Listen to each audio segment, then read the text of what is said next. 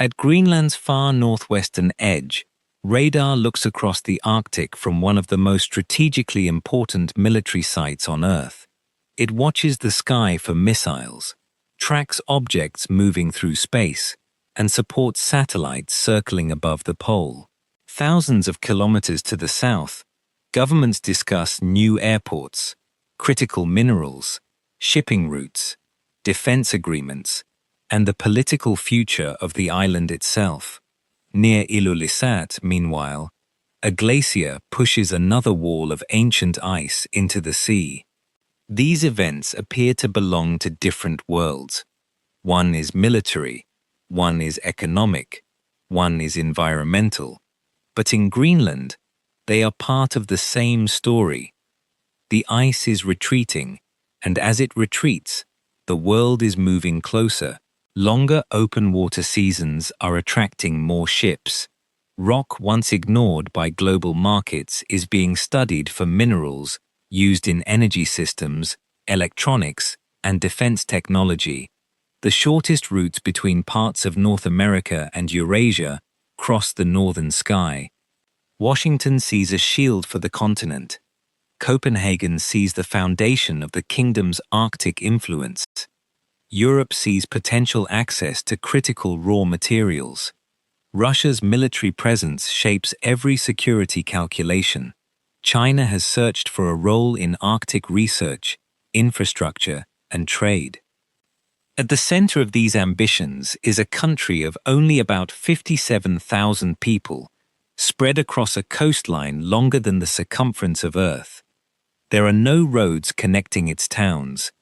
Most of the land is buried beneath ice.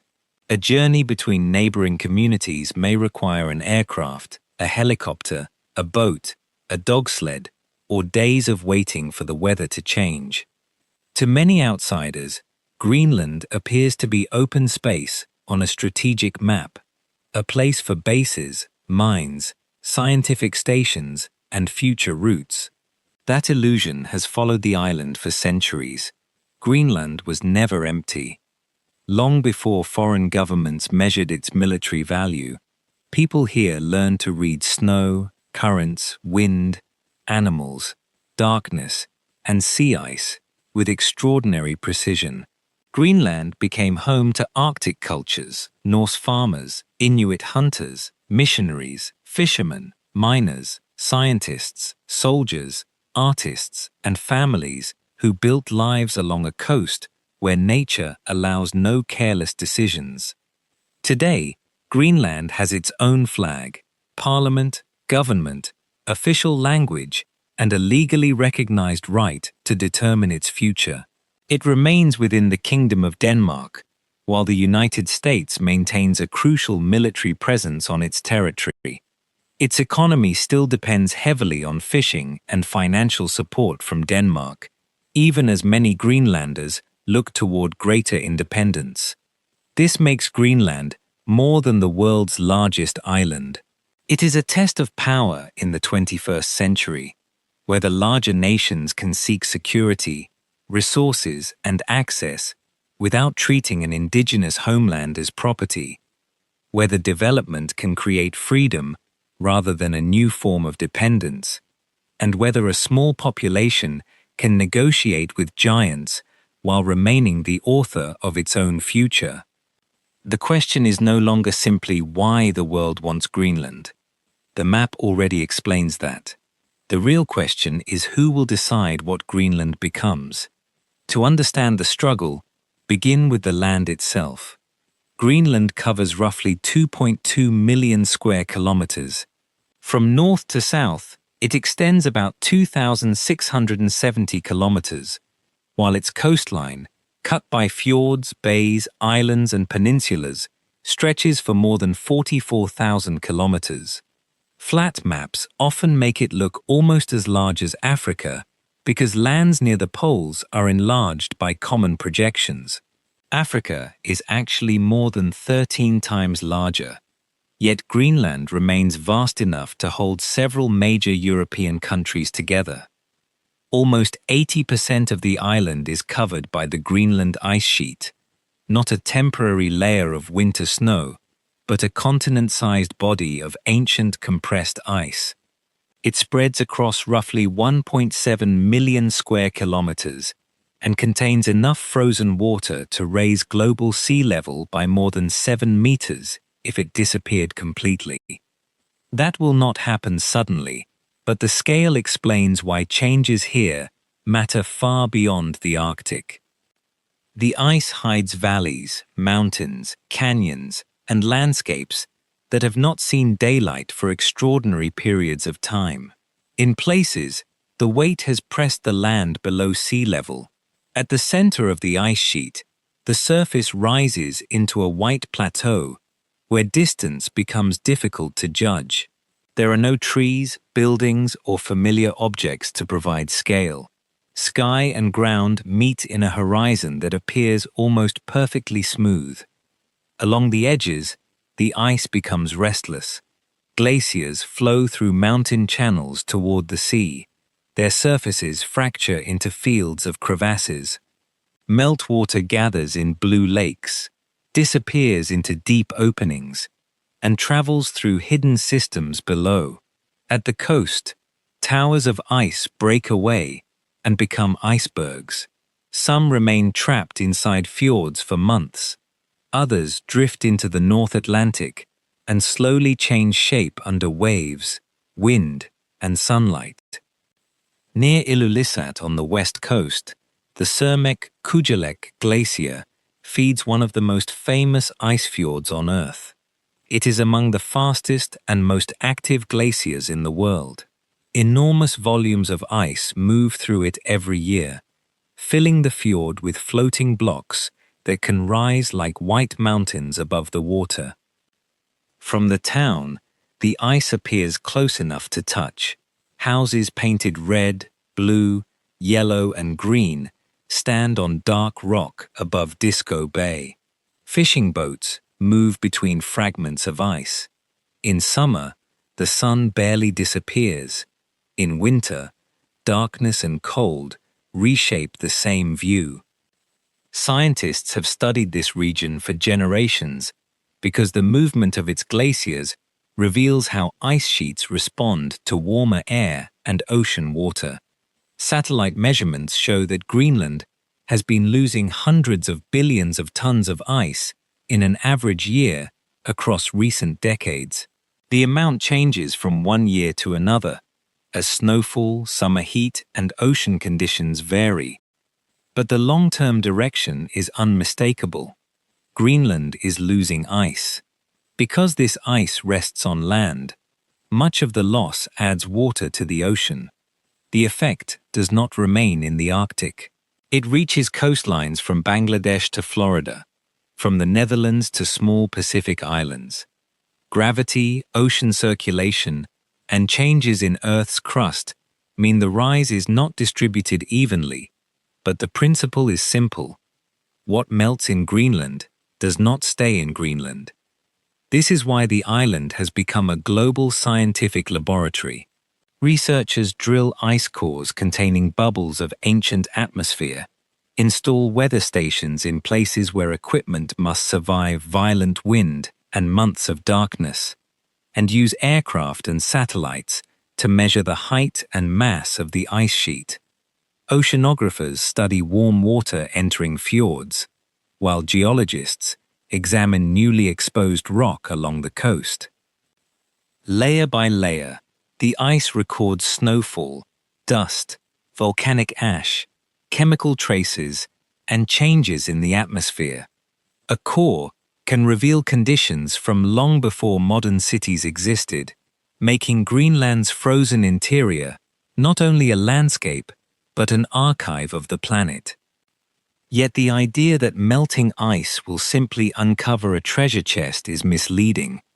Most mineral deposits attracting attention lie in Greenland's ice-free coastal geology, not beneath the center of the ice sheet waiting to be collected. Exploration remains expensive. Distances are enormous. Roads, ports, housing, electricity, and skilled labor can be difficult to provide. Weather delays construction, environmental review may take years, and a deposit that appears valuable on a geological map may still be uneconomic to mine. The same caution applies to Arctic shipping. As sea ice becomes thinner and less extensive, the navigation season is lengthening in parts of the north, bringing more fishing vessels, research ships, tourist traffic, and resource projects. This has inspired predictions that the Arctic will become a northern version of the Suez Canal. But ice remains unpredictable. Storms develop quickly, charts are incomplete in some waters, and rescue capacity is limited across immense distances. Deep water ports and repair facilities are scarce. Fog, darkness, cold, and drifting ice can transform a theoretical shortcut into an expensive risk. Greenland may become more strategically important as Arctic traffic grows, but the ocean is not becoming an easy highway. To see the island beyond strategy, leave the interior ice and follow the coast, where almost every permanent community is found. Greenland's towns are small by global standards, yet each occupies a landscape that could overwhelm a much larger city. Mountains rise behind neighborhoods, fjords begin at the edge of local roads, and the last house may stand only a short walk from open tundra. Nuuk, the capital, is home to more than 20,000 people. It is both unmistakably Arctic and unmistakably modern. Apartment blocks and colorful older houses occupy rocky ridges above the water. Cafes serve strong coffee. Students attend the University of Greenland. Government offices debate budgets, fisheries, housing, language, and independence. Musicians, designers, filmmakers, and artists reinterpret Greenlandic identity for a new generation. On a clear day, Samitsiak Mountain rises across the fjord, sharp and familiar. It appears in photographs, paintings, logos, and memory. Boats leave the harbor for fishing grounds and cabins. Families hike beyond the city.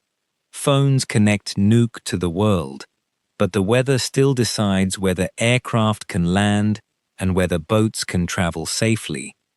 Nuuk is growing, while many smaller communities have lost residents as people move for education, work, healthcare, and housing.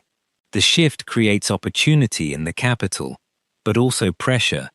Homes are expensive, construction is difficult, and families leaving smaller settlements may gain access to services while losing daily closeness to a dialect, landscape, or way of life that shaped them. North of Nuuk lies Sisimiut, Greenland's second-largest city, just above the Arctic Circle. It is an important fishing and industrial center, and one of the strongest places for dog sled culture. Its harbor, workshops, colorful houses, and steep terrain reveal how modern infrastructure and older forms of movement coexist. Farther north, Ilulissat faces a bay crowded with icebergs. The town's name means icebergs, and the landscape gives the word its full meaning. Tourism is expanding, but fishing remains central, and boats continue to move through water that can change within hours. On the east coast, Tasiilaq lies among steep mountains and deep fjords. East Greenland developed with greater isolation from the larger towns of the west, preserving distinctive language and traditions, while facing some of the country's most difficult transport and social challenges. In the far north, Karnak and nearby communities belong to the cultural region of the Inuit. Here, sea ice has long served as road, hunting platform, and connection between places. When its timing and stability change, the consequences reach far beyond scenery. South Greenland offers another image entirely. Near Qaqortoq, Narsuk, Igaliku, and Qasiarsuk, green valleys open between mountains. Sheep graze on slopes that appear almost unexpected after the white landscapes farther north. Small farms grow limited crops and preserve an agricultural tradition linked both to modern Greenlandic families and to the Norse settlers who arrived more than 1,000 years ago. The northwest, central west coast, south, east, and far north differ in climate, history, language, economy, and access. A person from Nuuk may experience another region of Greenland as both familiar and remarkably distant. Long before foreign powers drew boundaries across the Arctic, people reached Greenland from North America. Archaeological evidence records several waves of migration over roughly 4,500 years. Early communities adapted to conditions that could change dramatically across generations. They made tools from stone, bone, and ivory. They moved with animals and seasons. They used kayaks, skin boats, sleds, and shelters designed for a land where survival depended on careful observation and cooperation. The ancestors of most modern Greenlandic Inuit arrived with the Thule culture beginning around the 13th century.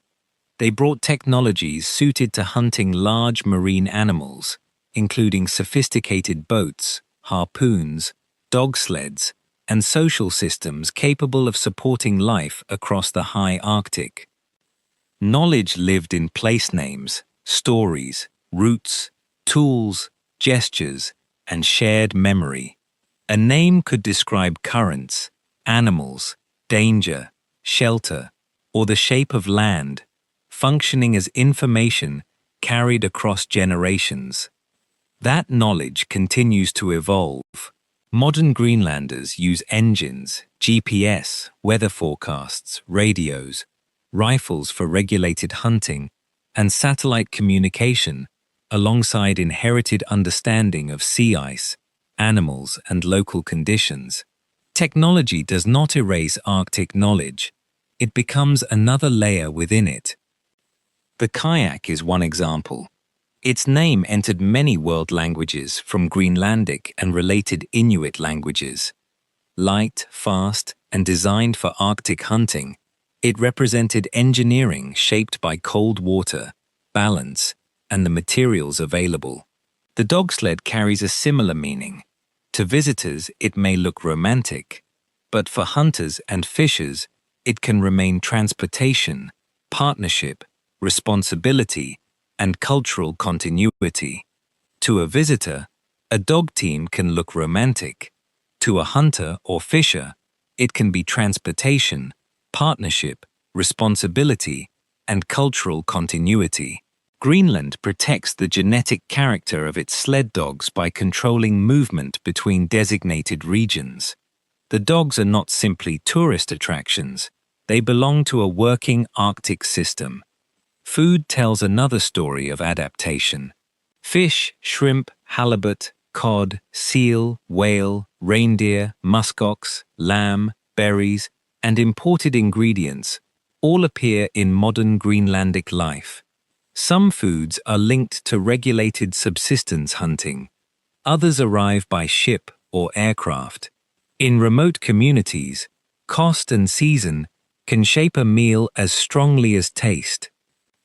Kaffemik, a gathering held for birthdays, confirmations, weddings, graduations, and other important moments, brings people into a home for coffee, cakes, food, and conversation. Guests may arrive and leave in shifts because the room cannot hold everyone at once. It is social life adapted to community closeness. Language is central to identity.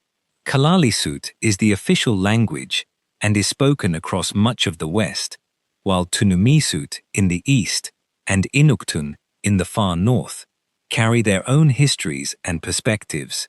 Danish remains common in administration and higher education, and English is increasingly heard through tourism, media, and international business. Kalaallisut is the official language and is spoken across much of the West, Other Greenlandic varieties, including Tunumiasut in the east and Inuktun in the far north, carry their own histories and perspectives. Danish remains widely used in administration, higher education, and communication with Denmark. English is increasingly present through tourism, media, and international business. Language can create connection, but it can also reveal inequality. Students educated mainly in Greenlandic may meet Danish language barriers when pursuing certain forms of higher education. Fluency can open opportunities while reinforcing the expectation that advancement requires movement into another language. Students educated mainly in Greenlandic may encounter Danish requirements when pursuing certain forms of higher education. Greenlanders fluent in Danish can gain access to opportunities, while also facing the expectation that advancement requires movement into another language. Debates about education are therefore also debates about power. For generations, colonial institutions often treated Danish language and culture as more modern or valuable. The growth of Greenlandic in government, literature, music, film, education, and digital media is therefore more than cultural preservation. It is part of a larger effort to define modern life on Greenlandic terms. Greenland's colonial history began long after its first inhabitants. Norse settlers arrived in the late 10th century, traditionally associated with Eric the Red. They established farms in the southwest, raised livestock, built churches, hunted, and traded with Iceland, Norway, and Europe. Their stone foundations remain in green valleys where sheep graze again. For several centuries, Norse and Inuit cultures lived in the same broad region, though the extent of their contact remains debated. The Norse settlements eventually disappeared. Cooling climate, economic isolation, soil pressure, changing trade, and other factors may all have contributed. No single explanation solves the mystery. Centuries later, Denmark-Norway renewed colonial activity. The missionary Hans Egede arrived in 1721, partly searching for descendants of the Norse and seeking to spread Christianity.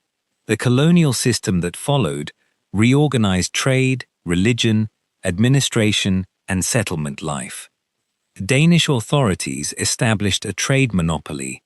Greenlandic products entered external markets through controlled channels, while missionaries translated religious texts and introduced new institutions. Christianity became deeply established, but older stories and ways of understanding the landscape did not simply disappear. Colonialism also introduced disease, hierarchy, and decisions made far from the people most affected. For many years, Greenland was governed less as a society with its own political future than as a remote dependency to be administered. Outsiders often described Greenlanders through stereotypes: noble, primitive, fragile, or incapable of directing modern institutions. These images changed over time, but the assumption of external authority remained. In the 20th century, modernization arrived rapidly.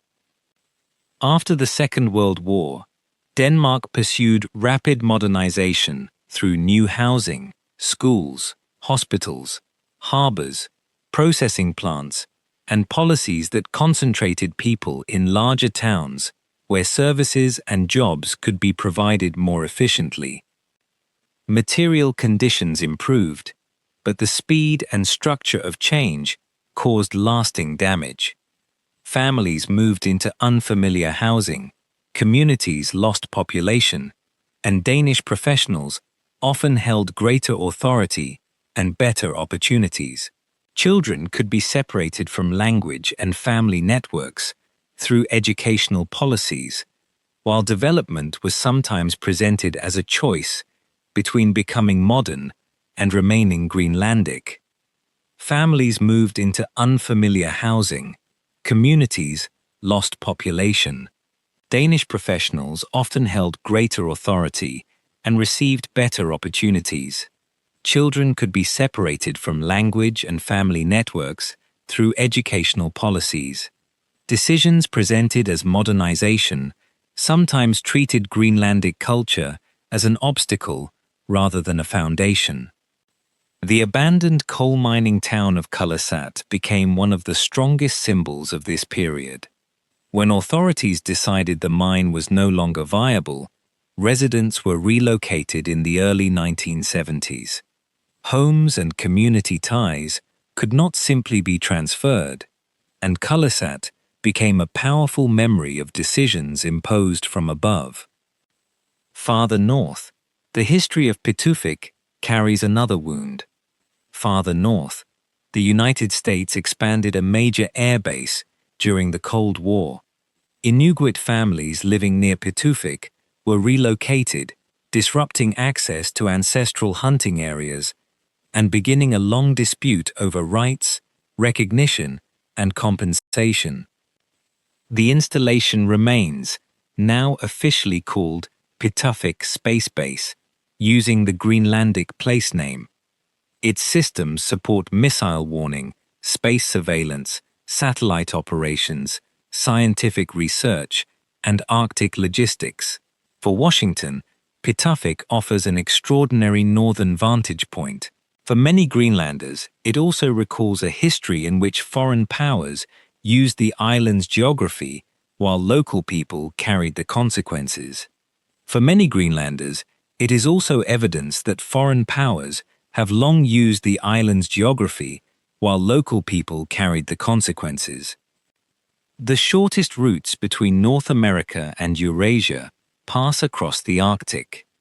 During the Cold War, aircraft and missiles traveling between the Soviet Union and the United States could cross northern skies, making early warning from Greenland essential.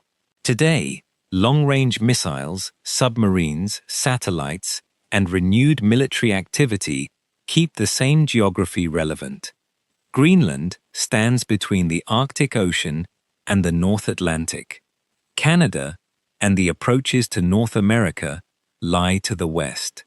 Iceland and routes toward Europe lie to the east.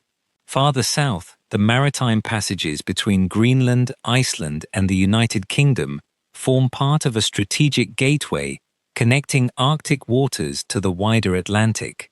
American interest began long before modern political slogans. The United States built facilities in Greenland during the Second World War, after Germany occupied Denmark.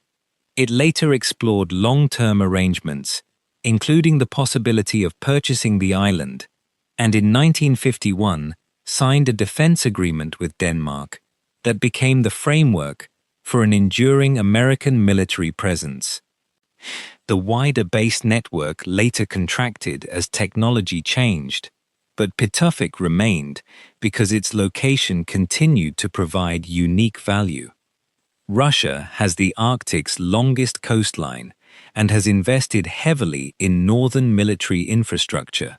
Its bases, aircraft, submarines, and missile systems shape security planning across the region.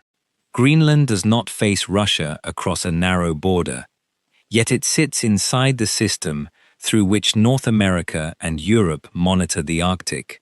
China's role is different. It is not an Arctic coastal state, but it has described itself as a near-Arctic state and sought participation in research, shipping, infrastructure, and resource projects.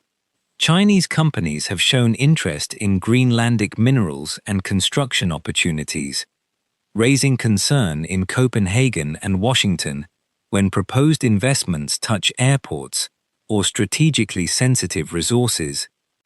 Yet interest does not equal control.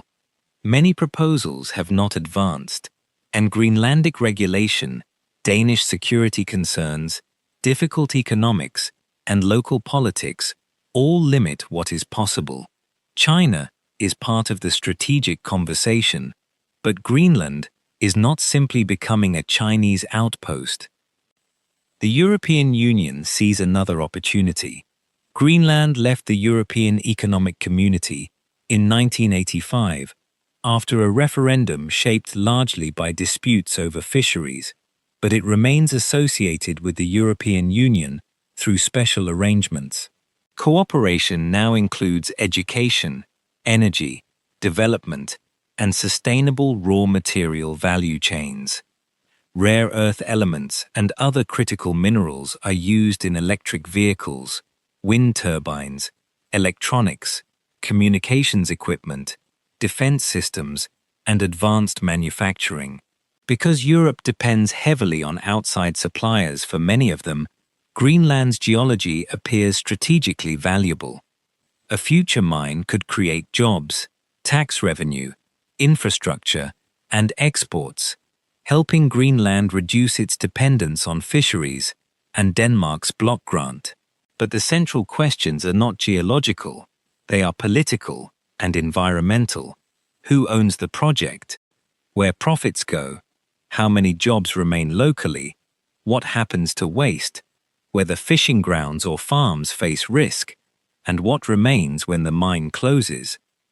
The proposed Kuannersuit project near Narsaq became one of Greenland's most divisive political issues. Supporters saw employment and rare earth production. Opponents feared radioactive byproducts, environmental damage, and threats to farming and fishing. The conflict reshaped national politics and showed that Greenlanders do not automatically accept extraction, simply because foreign governments call the minerals strategic. The decision is not development or no development.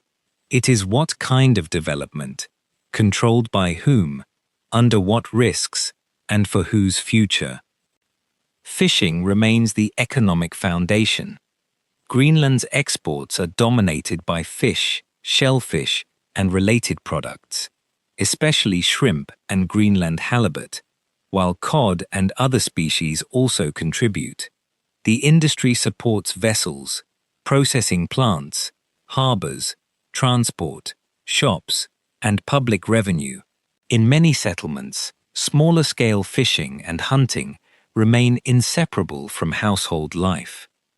Greenland's exports are dominated by fish, shellfish, and related products. Shrimp and Greenland halibut have long been especially important, while cod and other species also contribute. Fishing supports vessels, processing plants, harbors, shops, transport, and public revenue. In settlements, smaller-scale fishing and hunting can be inseparable from household life. A shift in fish stocks can affect the national budget. Warming waters may move species north or change where familiar catches are found. International quotas and export markets influence access, while large offshore vessels and small coastal boats can have different interests within the same national system. Dependence on one main export sector creates vulnerability. Falling prices, declining stocks, or disruption in a major market can spread quickly through the economy. This is why Greenland seeks growth in tourism, minerals, energy, and new forms of business, even though none can easily replace a mature fishing industry. The public sector is also a major employer. Government and municipalities provide healthcare, education, housing, transport support, and administration across communities separated by enormous distances. Serving a settlement of only a few dozen people is expensive, yet centralizing those services can accelerate migration and weaken the community itself. Denmark provides an annual block grant of roughly 4 billion Danish kroner. It supports responsibilities Greenland has assumed under self-government and gives the public system stability, but it also sits at the center of the independence debate. The grant is not simply charity, it exists within a political relationship shaped by colonial history and a division of responsibilities inside the kingdom. The economic question is therefore not only whether Greenland can afford independence, but what Denmark owes Greenland, what Greenland already contributes through its strategic geography, and what sources of revenue could replace the present arrangement without sharply lowering living standards. It is also what Denmark owes Greenland, what Greenland already contributes through strategic geography, and what economic system could replace the current arrangement without lowering living standards. In 1953, Greenland's formal colonial status ended, and it became integrated into the Kingdom of Denmark, although real authority remained heavily concentrated in Copenhagen. A political movement for Greenlandic control grew stronger through cultural revival, education, global decolonization, and frustration with decisions made outside the island. Home rule began in 1979, transferring authority over a growing number of domestic areas to Greenlandic institutions. A later referendum took Greenland out of the European Economic Community, demonstrating that it could choose a different international path from Denmark. Self-government expanded in 2009. The law recognized Greenlanders as a people with a right to self-determination under international law, made Kalaallisut the official language, transferred control over additional areas, including mineral resources, and established a legal process through which Greenland could become independent after a Greenlandic decision and negotiations with Denmark. Greenland now has its own elected parliament, Inatsisartut, and government, Naalakkersuisut. It controls most domestic policy, while Denmark retains authority in areas including the constitution, citizenship, currency, defense, and parts of foreign policy.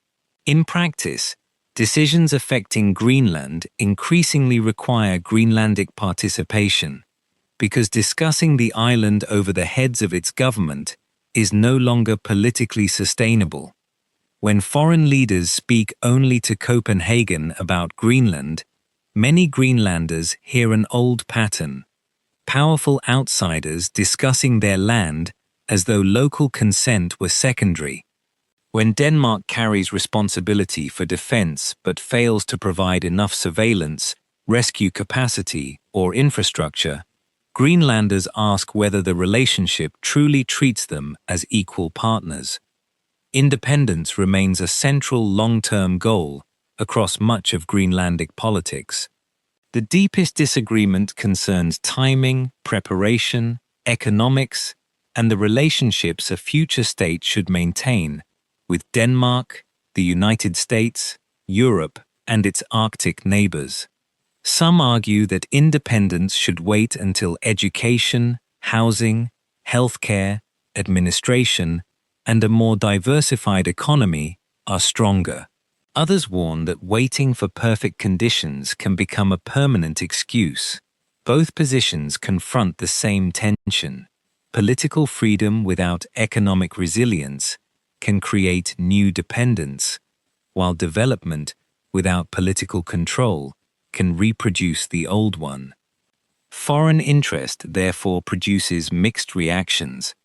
American investment could support ports, airports, telecommunications, energy, training, and mineral supply chains, and a direct relationship with Washington could reduce reliance on Denmark. But cooperation changes character when it is framed as acquisition. To speak of buying Greenland is to describe land and people as transferable property. It ignores self-determination and turns partnership into ownership. Greenlanders who criticize Denmark can still reject American pressure because replacing one outside authority with another is not independence. Denmark faces its own contradiction. It supports Greenland's right to choose, yet Greenland is essential to the kingdom's status as an Arctic power. Without the island, Denmark would lose most of its territory and much of its strategic influence in the north. The relationship is not purely cynical. Families, education, trade, citizenship, institutions, and personal histories connect the two societies. Thousands of Greenland-born people live in Denmark, while Danish professionals work in Greenland. Loyalty, affection, frustration, dependence, and criticism can exist at the same time. This is a living political community shaped by colonial inequality and modern interdependence, and equality inside such an unequal structure is difficult to define. Climate change intensifies every part of this debate. In Greenland, warming does not arrive as a distant forecast. It changes the timing of sea ice, snow, rain, storms, animal movement, fishing conditions, and infrastructure damage. Permafrost can thaw beneath buildings and roads. Travel routes across ice may become less reliable. Communities that contributed almost nothing to global greenhouse gas emissions are experiencing some of the planet's fastest change. A warmer Arctic can also create economic openings. Longer ice-free seasons may support shipping, tourism, construction, and exploration. Mountains, lakes, and meltwater give some regions enormous hydropower potential, which could support local industry or energy-intensive projects. But the benefits and losses do not balance neatly. A longer tourist season does not replace a safe hunting route. A mineral license cannot restore a glacier, and a new airport does not guarantee that revenue remains in the community. Climate change is forcing choices faster than institutions and traditions may be able to adjust. Visitors come for icebergs, northern lights, dog sledding, whales, hiking, remote settlements, and the feeling of standing in a landscape larger than daily life. Tourism can create work for guides, hotels, restaurants, boat operators, artists, and transport companies, helping income reach places beyond the fishing industry. Air access is changing rapidly. Nuuk's expanded international airport and the new airport in Qaqortoq have strengthened connections to the capital and South Greenland, while a larger airport planned for Ilulissat is intended to transform access to one of the country's most famous destinations. For Greenlanders, better connections can lower travel barriers, improve medical and business access, and create opportunity. For visitors, they reduce the sense that the island is unreachable. More access can also bring pressure. A cruise ship may deliver hundreds or thousands of passengers to a small town in one day. Overwhelming paths, waste systems, cultural sites, and local services. Much of the money can remain with foreign operators. Wildlife may be disturbed, and ordinary residents can be treated as scenery. Greenland must decide not only how many tourists it wants, but what kind of tourism protects local control. Science presents the same challenge. Researchers arrive to study ice, atmosphere, geology, biology, and archaeology. Their work can explain global climate change and create useful partnerships. But Arctic research also has a history of outsiders collecting knowledge, artifacts, and human remains without fair participation or consent.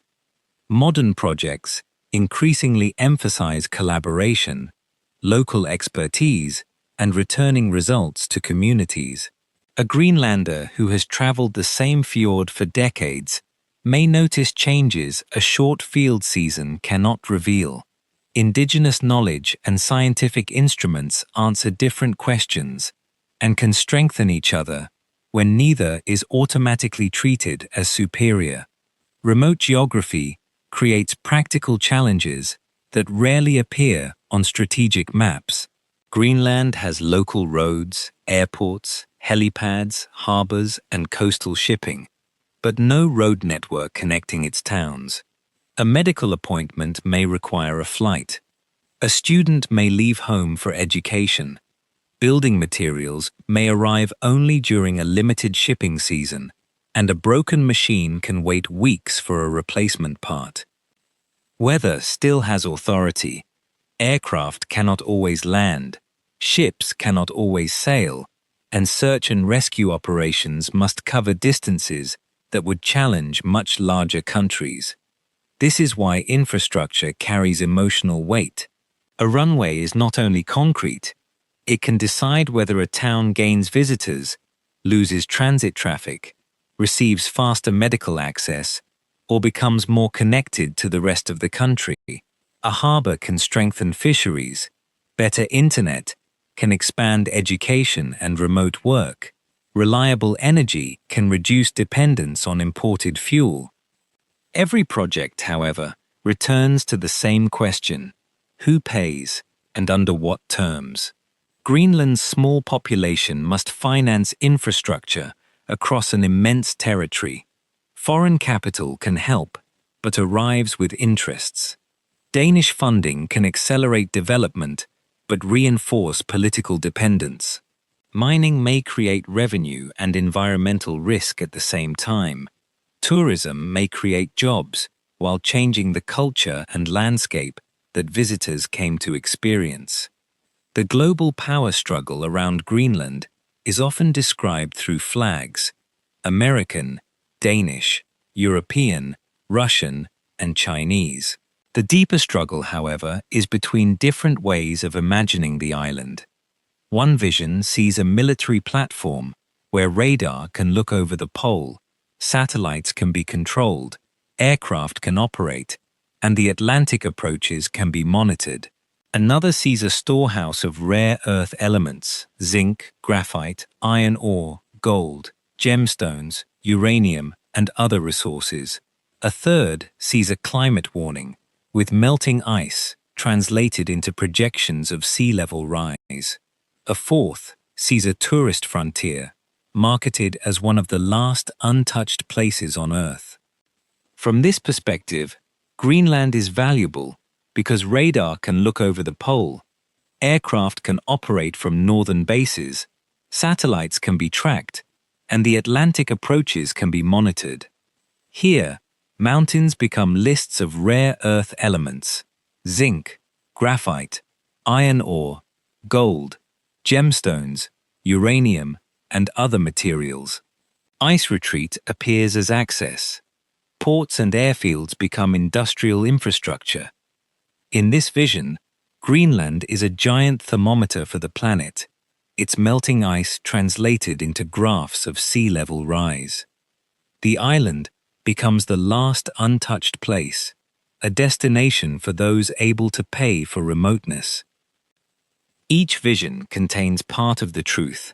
None contains the whole country. Greenland is also a child walking to school in Nuuk while snow moves sideways across the road. A fisher checking ice near a small harbor. A nurse waiting for weather to clear so a patient can be transferred. A musician combining drum traditions with electronic sound. A student deciding whether to return after university. A family gathering for kafemik, and a local politician balancing the national budget against the dream of independence. It is a fisherman checking ice around a small harbor. It is a nurse waiting for weather to clear so a patient can be transferred. It is a musician combining drum traditions with electronic sound. It is a student deciding whether to remain abroad after university. It is a family gathering for kafemik. It is a hunter teaching a younger relative how to read the surface of the sea. It is a local politician trying to balance a national budget against the dream of independence. It is ordinary life taking place inside a landscape outsiders continually describe as extraordinary. Greenlandic art has long resisted the narrow images imposed from outside. Tupilak figures, printmaking, painting, photography, sculpture, rock, rap, film, and fashion have all been used to explore colonial history urban youth, language, nature, and modern identity. Tupilak figures, originally connected to spiritual traditions and later transformed into carvings for trade and artistic expression, became internationally recognized. Contemporary artists have expanded the conversation far beyond the romantic Arctic imagined by visitors. Culture is not preserved behind museum glass. It changes, remembers, argues, and makes political claims. When artists use Greenlandic language, revisit forced relocation, or portray ordinary modern life, they challenge the idea that outsiders alone possess the authority to represent the country. For centuries, explorers presented Greenland as heroic wilderness, missionaries as a field of conversion, colonial officials as a population to manage, scientists as a laboratory, strategists as a location, and tour companies as an experience. Greenlanders are increasingly presenting themselves. That shift may be one of the island's most important transfers of power. The central question is no longer only what the United States wants, what Denmark permits, what Europe funds, or what investors discover. It is what Greenland chooses to accept. That choice will not produce a single national opinion. A resident near a proposed mine may view development differently from an environmental campaigner in Nuuk. A hunter may focus on sea ice and wildlife, a business owner on tourism, a small settlement on population loss, and a young graduate on housing and digital work. Democracy does not require Greenlanders to agree. It gives them the right to disagree and still make the decision themselves. External powers often search for the person who can deliver Greenland, but no such person exists. No prime minister can sell the country, and no foreign government can legitimately negotiate ownership over the heads of its people. Any lawful future must pass through democratic consent. Independence could bring a national constitution, direct authority over foreign and defense policy, and the symbolic completion of decolonization. It could also require hard decisions about currency, central banking, courts, diplomacy, healthcare, education, defense, and revenue. Greenland might remain closely associated with Denmark, the United States, or both, because sovereignty does not remove geography.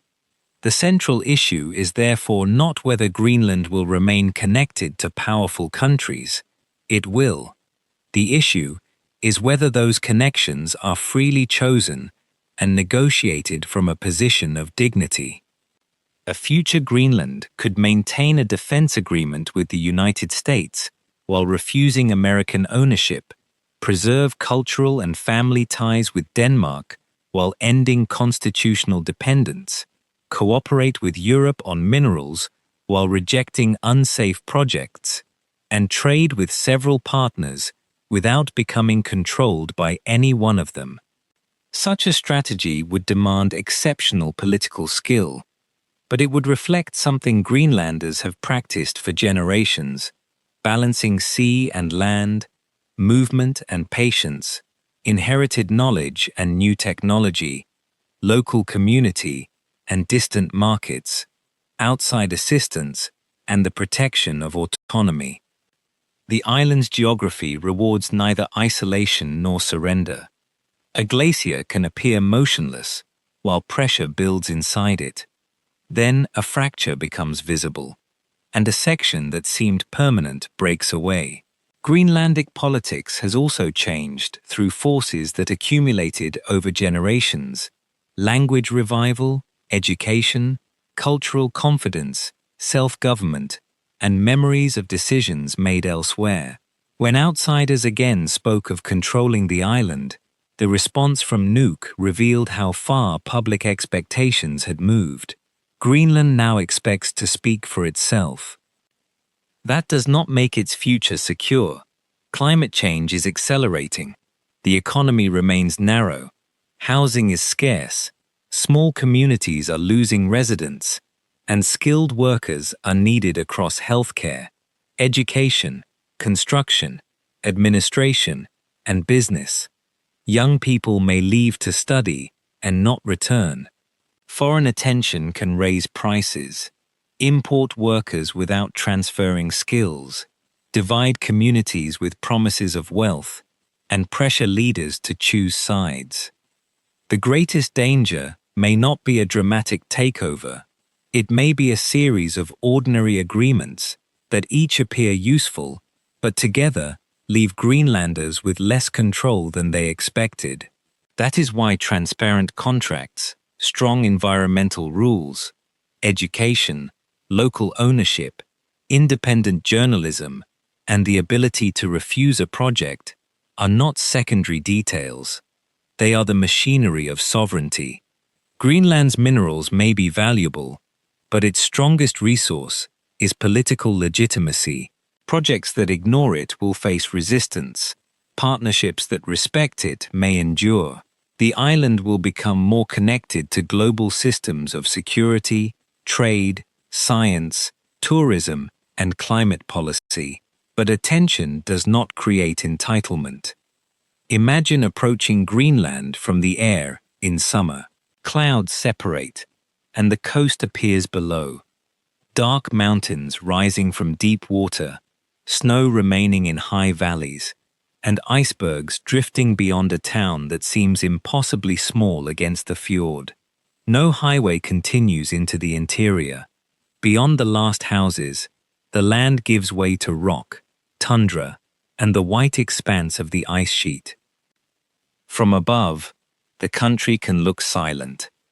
On the ground, it is full of voices, Greenlandic in a government office, Danish in a classroom, English at an airport, a boat engine crossing the harbor, dogs calling from a hillside, music from an apartment, wind pressing against a house, and ice moving somewhere beyond the town. The global power struggle is rarely visible as a line on the street. It appears instead in ordinary things. A runway can connect a community to the world, or redirect opportunity toward another town. A fishing quota can determine household income and national revenue. A research station can produce knowledge about the planet while raising questions about who owns the data. A mineral license can promise independence while introducing another foreign dependency. A radar installation can protect continents while reminding local families of an earlier displacement. Even a passport carries the unfinished political story. Greenlanders are citizens within the Kingdom of Denmark, yet they live in a nation with its own language, flag, parliament, government, and legal right to determine its future. Independence would change the constitutional structure, but it would not create Greenlandic nationhood from nothing. That nation already exists. The Greenlandic flag captures this distinction.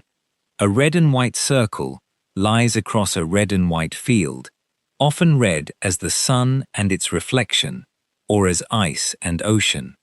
It does not use the Scandinavian cross. The design belongs to a place shaped by light, sea, horizon, and a desire to be recognized on its own terms. Every year, on June 21st, the National Day arrives during the season of extraordinary light. People gather in towns and settlements for music, food, speeches, traditional clothing, modern dress, and community celebration. To an outsider, it may look like culture. It is also a statement. Greenland is not waiting to become itself.